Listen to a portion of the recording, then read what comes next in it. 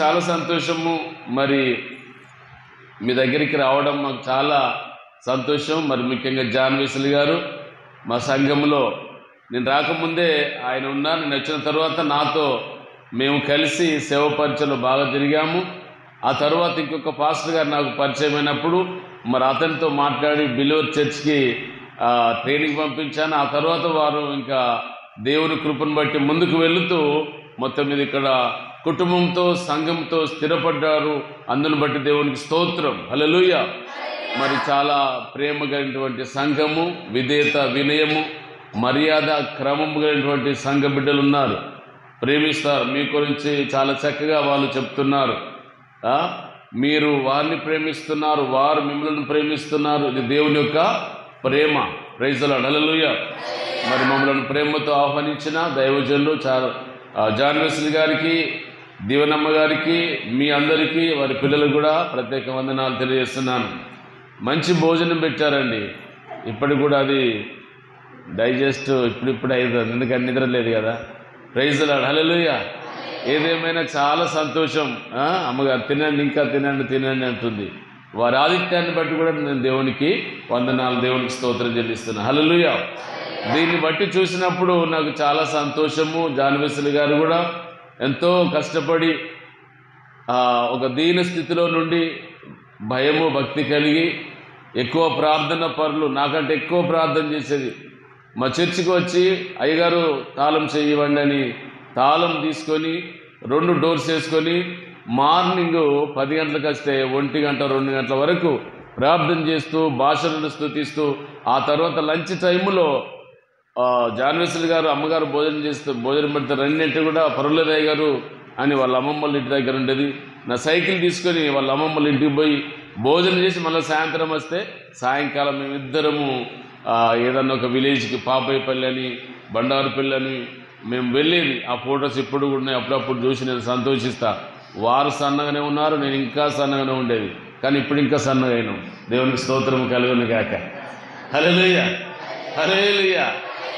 ఈ విషయాలను బట్టి చూస్తే మేము మీతో ఫ్రెండ్షిప్ చేయాలని కోరుకుంటున్నాం. ఏం షిప్ అమ్మా? ఫ్రెండ్షిప్.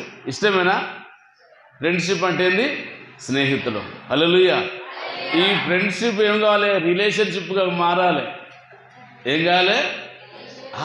రిలేషన్షిప్. మా బంధువులు ఎప్పుడైనా మీరు అటు మునుగు వస్తే రండి, మేము మీ దగ్గర రావాలంటే అయ్యగారితో మీ ఇంటికి వస్తాం.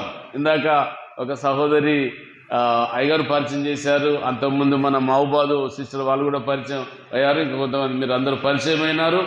ఆ సిస్టర్ గురించి చెప్పింది. వీళ్ళే అయ్యా మన ఊర్లో ఒక మంచి బిల్డింగ్ కట్టుకున్నారు. వారు చాలా చక్కటి బిల్డింగ్. అంటే అమ్మగారు అమ్మ సిస్టర్ థ్యాంక్స్ అని చెప్పి తప్పకుండా మీ ఇల్లు ఓపెనింగ్ అప్పుడు మమ్మల్ని జ్ఞాపకం చేసుకోండి.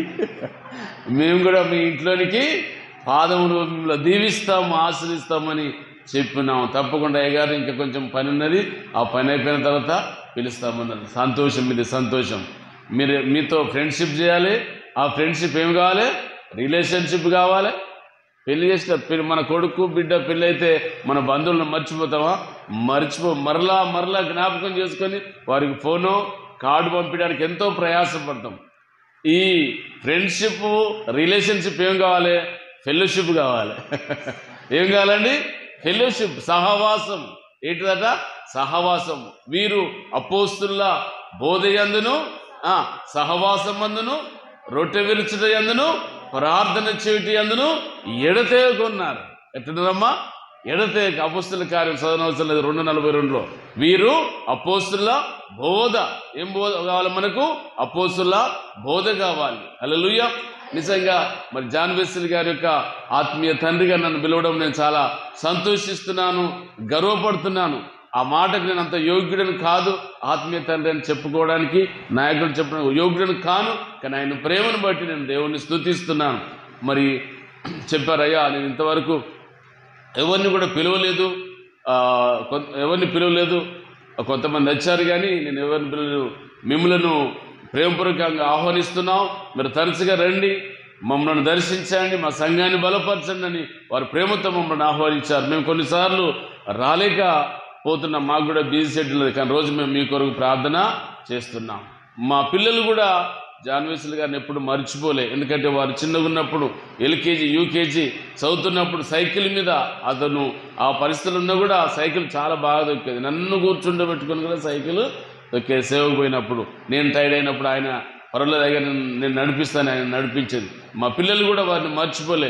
ఇందాక మేము మా పాపతో మాట్లాడినప్పుడు కూడా మరి బాగున్నారని అడిగారు. మనం కూడా వారిని ఒకసారి మన ములుగు పిలువల డాడీ అని చెప్పారు. అలాంటి సహవాసము, అలాంటి ప్రేమ మేము కలిగి ఉన్నాం కనుక మరి మిమ్మలను చూడడానికి, మీతో ఫెలోషిప్ చేయడానికి, రిలేషన్షిప్ చేయడానికి మేము ఏదో పెద్ద మిమ్మల్ని చెప్పి కాదు, కానీ మాకంటే ఎక్కువ మరి మాటలు చెప్తున్నారు. అమ్మగారు చక్కగా నడిపిస్తారు, మిమ్మల్ని ఆరాధన నడిపిస్తున్నారు, ఆధ్యాత్మికంగా నడిపిస్తున్నారు. వారి తల్లిని తండ్రిని వారి పరిస్థితులను విడిచిపెట్టి మీ దగ్గరికి వచ్చి మీ కొరకు సేవ చేస్తున్నారు. మీరు కూడా వారి కొరకు నిలబడుతున్నారు. అందుని బట్టి దేవునికి స్తోత్రం.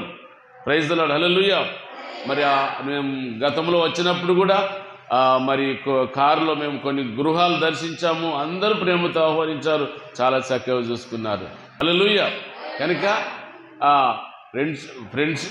ఫ్రెండ్షిప్, తర్వాత రిలేషన్షిప్, తర్వాత ఫెలోషిప్, ఆ తర్వాత అందరం కలిసి వర్షిప్ చేయాలి. ఏం చేయాలండి? ఇప్పుడు ఎన్ని షిప్పులు వచ్చినాయి? 4 షిప్పులు. ఆమేన్. ప్రైజ్ ది లార్డ్, హల్లెలూయా. ఈ 4 షిప్పులతో మనం ఇక్కడ నోవాహు షిప్లోనికి పోవాలి. ఎక్కడ పోవాలండి? నోవాహు ఓడలోనికి పోవాలి. దేవునికి స్తోత్రం కలుగును గాక. ఆమేన్. చెప్దాం హల్లెలూయా.